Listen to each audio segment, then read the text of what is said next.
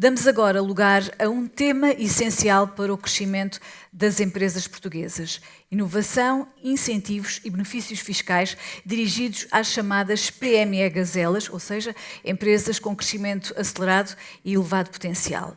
Para nos guiar por este universo tão determinante para o futuro das PME, convidamos ao palco Bernardo Maciel, CEO da Unit Consulting, especialista em financiamento, incentivos e aceleração empresarial.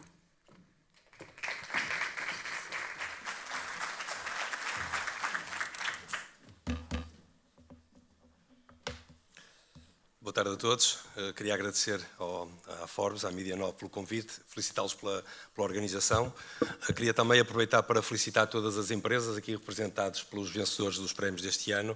São de facto os heróis da nossa economia, são de facto aqueles que empurram a nossa economia para a frente e, mais uma vez, dar-vos um voto de confiança que precisamos muito dos empresários para continuar este ritmo de crescimento da economia portuguesa. Uma palavra especial ao Sr. Secretário de Estado, pela honestidade e pela confiança que transmite em olhar para dentro e perceber aquilo que podem mudar enquanto governantes, aquilo que podem fazer diferente, facilitam bastante a vida, porque na verdade eu gosto muito de centrar as energias e o foco naquilo que nós podemos fazer diferente.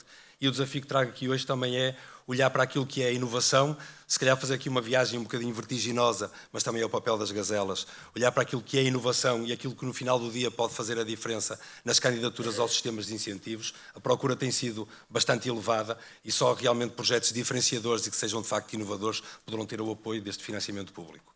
Por fim, fazer aqui a minha declaração de interesses é uma tentação, enquanto portista, atrapalhar o final do dia para os benfiquistas. Vou tentar considerar que, sendo um jogo europeu, ser um bocadinho mais meigo. Nós vivemos um período bastante inusitado da economia. O inesperado deixou de ser exceção, passou a ser a regra. Um mundo em que já nos oferece estabilidade, que avança de uma forma muito rápida e urgente, e nesta forma acelerada de estar, a única forma de nós podermos liderar é através da inovação. Um economista famoso que conhecerão, o Rubini, chama os 4 U's, do unusual, unprecedented, uncertain and unexpected. Tentámos dar de uma forma muito resumida aquilo que nós todos os dias vamos assistindo nas notícias, desde o invulgar, que é ter 4 conflitos ou 3 conflitos gigantes no planeta ao mesmo tempo, que complicam e perturbam a organização e a geopolítica. Ter também o impacto que isto traz nas cadeias de valor ao nível das matérias-primas, ao nível dos fornecimentos arrastados por isso. Depois também, de uma forma incerta, aquilo que é o comportamento de alguns líderes políticos mundiais que não transmitem a segurança e a confiança necessária para poder fazer um planeamento económico dos investimentos como deve ser. E, no final, também alguns ataques cibernéticos que vão criando aqui uma parte não esperada da nossa gestão, mas que temos, no fundo, no meio disto tudo, poder continuar a investir. Queria também chamar a atenção aqui a alguns fatores que estão também na cabeça dos empresários quando têm que planear os investimentos. A geopolítica em mutação. Se pensarmos ao que acontecia antes do arranque do conflito da Ucrânia, em 2020, até antes da pandemia, com alguma previsibilidade daquilo que era o comércio internacional, com aquilo que era também o acesso a qualquer ponto do globo, a chamada globalização, e os últimos anos terem arrastado por uma regionalização da economia que nos obriga a pensar muito bem os mercados que queremos atingir enquanto players na economia. Depois a transição energética. Tudo aquilo que nós hoje fazemos tem um excesso de consumo de energia. Procuramos, e nós, Europa, com as carências que temos ao nível da produção de energia, procurar energia barata, limpa ao mesmo tempo. Desde a fusão do nuclear ao hidrogénio, um conjunto de soluções que também, quando pensamos em investir, temos que pensar muito bem como é que vamos dar seguimento àquilo que é o abastecimento energético das nossas opções. Por fim, a pressão da demografia, que também já foi aflorado. De facto, os desafios que temos, concretamente em Portugal, de ter capacidade de resposta ao nível dos recursos humanos, ao nível dos recursos humanos preparados e com competência, que é sempre um desafio constante, que tem sido agravado nos últimos tempos. E, por fim, a revolução tecnológica.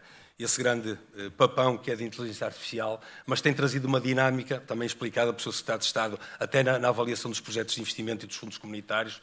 Tem sido um bicho-papão para quem tem olhado para isto como um problema, mas, na verdade, só pode haver um caminho, que é quem usa, quem adota, quem inova com base em inteligência artificial, está seguramente mais à frente para poder enfrentar os novos desafios. Uma certeza, temos sempre de certeza, que é vamos ser sempre mais produtivos, vamos ser muito mais eficazes, adoptemos de uma forma ligeira ou mais intensiva aquilo que são os desafios da inteligência artificial. Depois queria focar aqui um bocadinho o que é inovar. Inovar não é só ter máquinas brilhantes, não é só ter laboratórios futuristas ou slogans inspiradores. É transformar conhecimento em valor, é olhar para um problema e dizer que há outra forma, é melhorar aquilo que existe, é sobretudo ainda criar aquilo que não existe. É uma forma de coragem e uma forma de visão, uma forma até de estar no mundo.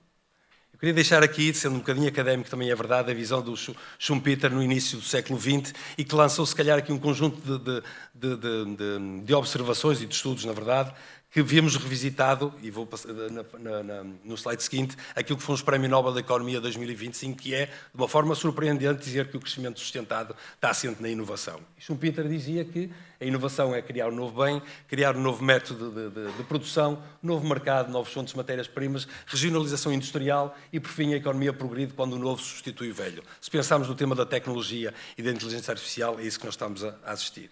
E depois, mais uma vez, e perdoem-me também aqui algum conteúdo mais académico, mas que eu acho que serve para fazer esta viagem do desafio que vamos tendo nós, enquanto consultores, a trabalhar os projetos de investimento, mas sobretudo os empresários quando procuram inovar nos seus projetos, que é aquilo que deve ser de facto diferenciador e que vale a pena pensar com mais tempo, com mais preocupação, com mais competência, para fazer mais e diferente.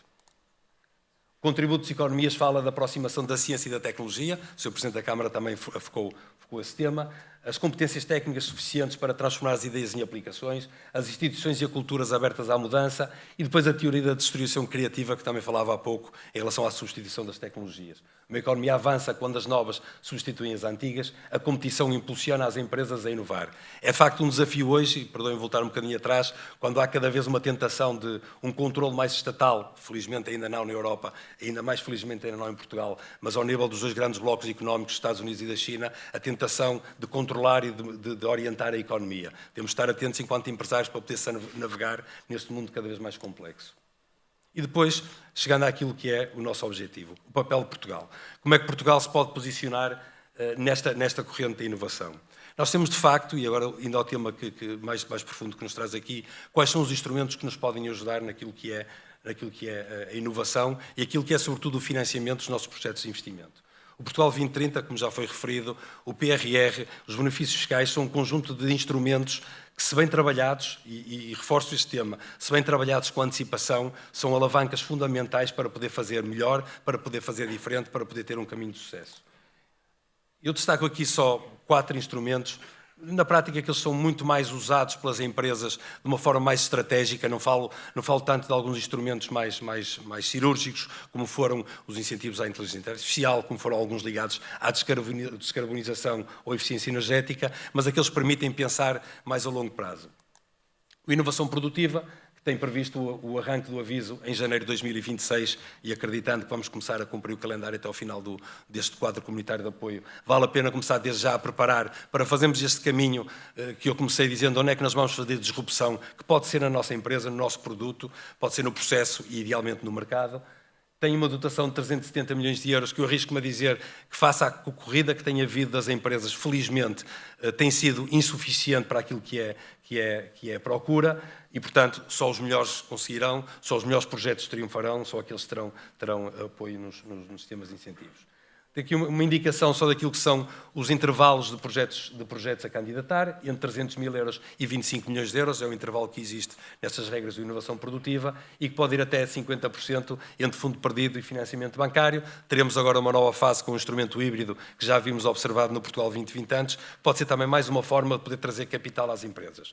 Faço aqui um parênteses para recordar que, na verdade, uma das principais dificuldades que as nossas empresas têm, sobretudo as PMEs, e reforçando o que foi dito no início, 99% do tecido empresarial, é sobretudo a capitalização. Com autonomias financeiras, com capitais próprios deficitários, com dificuldade em fazer face àquilo que é a gestão corrente do ponto de vista financeiro, o estar bastante bem capitalizado é fundamental para dar estes saltos. E esses instrumentos acabam por ser uma forma muito interessante de poder combinar as diferentes fontes de financiamento para fazer face aos desafios. Deixar aqui um bocadinho, de uma forma simples, mais uma vez aquilo que é a inovação produtiva aos olhos dos regulamentos do Portugal 2030. A criação do novo estabelecimento, diversificação da produção, aumento da capacidade e alteração fundamental do processo global. São informação que vem nos regulamentos, só para também vos ajudar a consolidar aqui algumas ideias. Depois a internacionalização. Eu diria que é incontornável que só poderemos ter resultados crescentes e sermos uma empresa sustentada se formos internacionais, se procurarmos mercados internacionais e desde logo aqui vem o desafio, aquilo que eu falava de alguma disrupção na estabilidade dos mercados, obriga-nos a permanentemente estar a medir se os mercados por onde estamos a dirigir o nosso trabalho ou onde estamos a planear dirigir o nosso trabalho. podemos voltar atrás a 2020, 21, 22, o que é trabalhar para os mercados de leste da Europa e depois ter um conflito completamente inesperado e ter que rever toda a nossa estratégia de internacionalização. Merece mais uma vez ser trabalhado com bastante antecipação. É verdade que Portugal foi fazendo, e estamos num distrito fantástico ao nível industrial e ao nível da internacionalização, muitas vezes induzido pela procura de players internacionais, muitas vezes motivado por aquilo que o nosso concorrente, amigo e colega da mesma região, está a dirigir-se para determinado mercado. Temos cada vez mais que pensar onde é que nós somos diferentes e como é que nós devemos fazer o nosso caminho. É um excelente instrumento, tem sido cada vez mais exigente, tem exigido cada vez mais que quem se candidatam a esses sistemas de incentivo tenham já algum track record de internacionalização para poder fazer a diferença. Tem que haver algum critério, teremos que respeitar aquilo que são os critérios das entidades, mas as empresas já têm alguma experiência na internacionalização, continuarão a ser privilegiadas na dotação desses instrumentos de financiamento. E aqui deixando aqui algumas ideias daquilo que são as regras da internacionalização, quem é que se pode candidatar e, sobretudo, que tipo de instrumentos apoia, o conhecimento de prospecção em mercados internacionais, na verdade, simplificando a prospecção, os estudos de mercado, perceber se o que nós fazemos dá resposta àquilo que o mercado procura, que é fundamental, é tentar produzir aquilo que conseguimos vender e não vender aquilo que nós conseguimos produzir, para podermos estar sempre numa dinâmica de atração e de aproximação aos mercados. E tudo aquilo que envolve o trabalho da proatividade internacional. Depois o sistema de investigação e desenvolvimento, porque tudo começa na parte da disrupção de investigação e desenvolvimento. Eu aqui não queria alongar muito, queria só deixar uma nota sobretudo alguns estudos que também fui vendo nos últimos tempos, em relação à inovação. A Europa, de facto, tem atrasado aqui, e há um indicador fantástico, que é o número de registro de patentes que a Europa tem feito nos últimos anos, bastante aquém daquilo que são outros blocos, nomeadamente dos Estados Unidos, historicamente, e da China. Se pensarmos, não tem muito mais de 20 anos esta corrida da China à inovação e à disrupção, mas a Europa continua a ter bolsas muito interessantes de inovação. A grande dificuldade que nós observamos, por um conjunto de critérios, é sobretudo passar da investigação e desenvolvimento ao produto e ao mercado. E é aqui que eu acho que nós temos cada vez mais a sentar, é aquilo que nós também tentamos desafiar os nossos clientes quando nos apresentam projetos de investimento, é como é que nós conseguimos passar da ideia, do laboratório, da investigação, a conseguir garantir que aquele produto vai chegar ao mercado válido, rápido e como resposta a alguma necessidade. E mais uma vez as regras que existem das candidaturas, a dotação, que temos mais uma vez que seja insuficiente, acreditando que o PRR pode dar uma ajuda para calçar aqui algumas destas dotações, é mais uma corrida que é importante correr. E o financiamento, que é sempre muito interessante, estamos a falar de financiar pessoas, estamos a falar de financiar as equipas que lideram a investigação e desenvolvimento, e portanto, bastante interessante. Aqui, desculpa, o grafismo prejudica aqui a qualidade, mas na prática, que tipo de investimentos é que podem ser apoiados? Depois, os benefícios fiscais. Nós temos, de uma forma simples, a imagem de olhar para aquilo que é o investimento. Quando nós procuramos sistemas de incentivos que apoiam o investimento, estamos a olhar para a frente, aquilo que nós vamos investir, que pode ser apoiado por esses instrumentos de financiamento. Quando pensamos em benefícios fiscais, estamos a olhar para trás, ou seja, aquilo que ainda é matéria que possa ser apoiada, muitas vezes, normalmente não pode ser duplicado este apoio, mas olhar para aquilo que foi feito e ficar em sede de crédito fiscal ou de utilização para quem tenha resultados, poder apoiar. O CIFID é um dos instrumentos mais utilizados, apesar de ainda ficar muito aquém o número de empresas que podem utilizar o CIFID. Posso partilhar a nossa experiência dos últimos 15 anos, que foi sobretudo, e perdoe-me a palavra, de inventar investigação e desenvolvimento, que de facto existia nas PMEs, mas não tinham este processo bem arrumado, eram sobretudo as empresas maiores que tinham a vertente de investigação e desenvolvimento bastante arrumada. Aquilo que também nós fomos observando e olhando aqui mais uma vez para as empresas e os setores da região, que fazem investigação e desenvolvimento quase business as usual, e que muitas vezes é preciso olhar para aquilo e perceber de facto que estão à procura de solução de alguns temas difíceis, que não encontram solução imediata, e no fundo poder criar uma metodologia que explique que de facto é investigação e desenvolvimento. Continua a ser um instrumento muito interessante. Nos últimos anos teve a introdução dos fundos de ID, que também tinham um benefício fiscal no CIFID, foi renovado este ano a linha por mais um ano, mas obviamente aquilo que neste momento eu penso que é importante é aquilo que as empresas podem fazer na sua atividade, que é a investigação e desenvolvimento que possa vir a ser apoiada do ponto de vista fiscal. Depois, na prática, tentar deixar aqui uma mensagem sobre o que é que estes instrumentos permitem. Na verdade, eu dizia há pouco que a capitalização é um dos grandes calcanhares daqueles da nossa economia. Tem havido hoje um conjunto de instrumentos que foram referidos há pouco, desde os fundos comunitários, também ao Banco Português de Fomento, mas também algum movimento ao nível do Private Equity em Portugal, tem ganhado alguma tração nos últimos anos. É verdade, é certo também com o apoio daquilo que foram estes fundos de ID e aquilo que foram os últimos anos, mas que na prática penso que teve aqui uma grande bondade, tem tido uma grande bondade, que é de aproximar a lógica do Private Equity a PMEs, que normalmente não estavam habituadas a lidar com este tipo de metodologia de apoio e de investimento, e portanto faz aqui alguma escola para podermos lidar com um capital de risco, que apesar de tudo ainda vai sendo incipiente na Europa. Em Portugal ainda dá os primeiros passos, quando fazemos o paralelismo com os Estados Unidos sobre aquilo que é de facto a maior vontade de agarrar o risco, ou a maior aversão ao risco que vai havendo em Portugal. Atrevo-me a dizer que muitas vezes a banca compara bem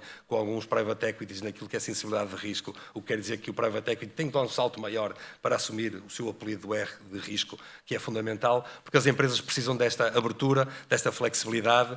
Não queria usar o jargão de que é importante falhar, eu prefiro sempre não falhar, mas de qualquer das formas é importante haver esta noção de que a atividade empresarial inclui riscos e que é importante.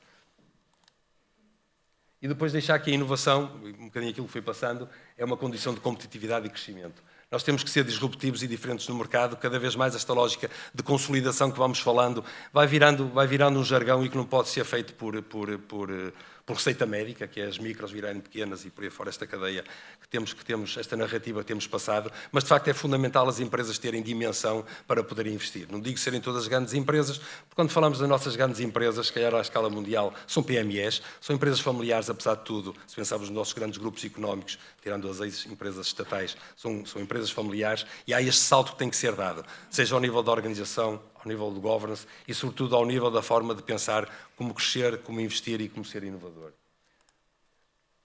Eu, antes de passar aqui este pequeno vídeo que tenho para terminar a apresentação, queria-vos dizer que custa mais vezes a mensagem que vamos passando de algum voltando ao nosso fado e dramatismo, de algum momento complexo da nossa economia. E eu acredito muito que nós estamos numa fase fantástica. Eu ouvi ontem num evento que estive presente que há 15 anos era impensável dizer que um alemão vinha estudar para Portugal. E hoje é perfeitamente normal. Podemos usar o exemplo da Nova como sendo um dos excelentes exemplos que temos em Portugal. Portugal é procurado por estudantes para poder aprender mais, para aprender melhor. Nós vamos sendo confrontados, falando como consultora, por investimento direto estrangeiro, não daqueles países mais tradicionais com quem tínhamos relações até históricas, pensando sobretudo nos países de língua oficial portuguesa, de Angola ao Brasil, mas vão sendo procurados por investidores de Hong Kong, de Singapura, dos Estados Unidos, de Canadá, tudo economias sofisticadas, tudo economias inteligentes, tudo economias que quando decidem investir nunca é pensando no curto prazo. Nós temos que pensar que estamos num momento fantástico, se calhar só vivemos lá atrás, que eu não tenho memória do século XV e XVI dos descobrimentos, pensar que estamos numa fase fantástica daquilo que é a imagem de Portugal no mundo, que temos obviamente que se calhar correr mais, ou seja, porque temos que justificar ainda mais aquilo que é a nossa capacidade para poder dar resposta a isto, mas que é um momento fantástico de podemos aproximar de dinheiro mais inteligente, de empresários com outra experiência, de cadeias de valor se calhar mais sustentadas para poder continuar a desromper. E aqui espero que isto funcione.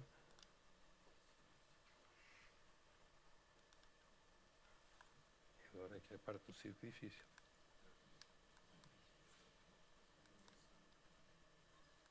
Eu consegui apontar ali.